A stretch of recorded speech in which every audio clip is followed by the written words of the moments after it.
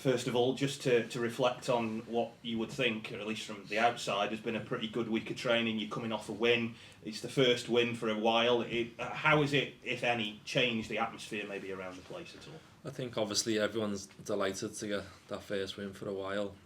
In terms of the atmosphere, I think throughout the whole season, the atmosphere has remained pretty much the same in terms of the group, everyone being around each other and trying to pick each other up if we're feeling a bit down, or just rallying round after a win, whatever it is. But we're a good group, we stick together, but yeah, it just makes it a bit sweeter that we finally got the duck off the back and got that win. And what's it been like for Ryan Loft? Because he's had to wait quite a while for that first goal, but you could see what it meant to both him and the rest of the squad by the way they celebrated with him. What's he been like?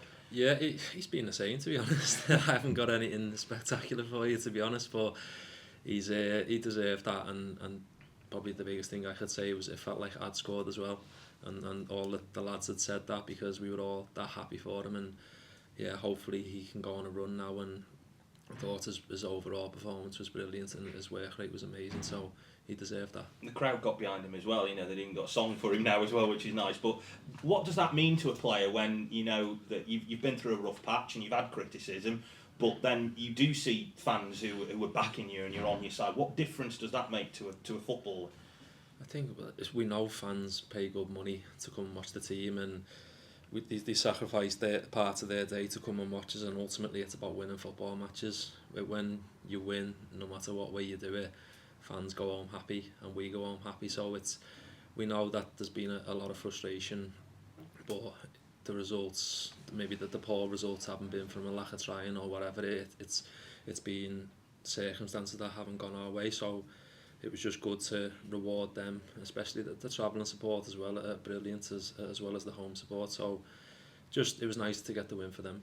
You've got to dig out a few more results though. No, that's the main thing, isn't it? It's not just a matter of that being job done. You've now got to build on it, and you're going to have to win some games that maybe on paper bookies would look at and go, well, they won't win there or they won't get maximum points. But you've got to pick up some wins now, haven't you? That's it, and obviously starting last week, that was important, and it's been the message all week from the manager and the staff, and we have to build on that. It can't just be a one-off, and we have to keep building momentum and getting results.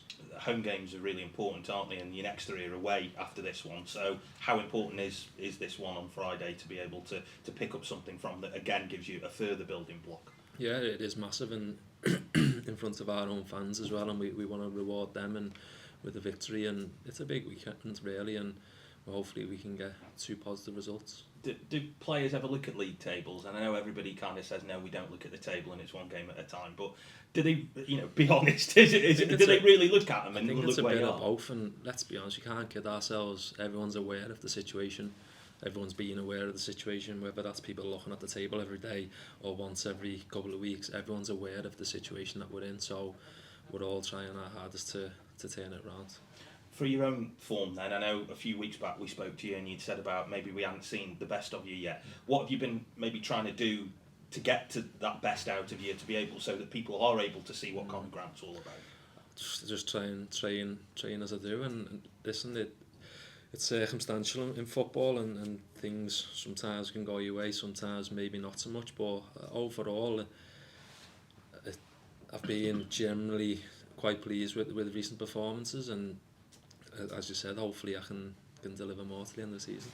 What is it about having maybe showing a new manager something as well? Because obviously different to the manager who brought you in, so there's been lots of change there. So is there kind of a reset that comes when you get a new manager, that you kind of have to, I won't say start again, but you've kind of got to show him what you're all about from the get-go? Yeah, I think that's the case for everyone. But also I think day in, day out, you should have your own standards, your own way of training that is consistent for whoever comes in, whatever manager there is, and have your own certain level of standards. Is it maybe harder though when you're in the position that you find yourself in on the table to be able to do that consistently, because managers will change things to try and find the right ingredient, won't they? Yeah, absolutely, and at the end of the day it's the manager's decision.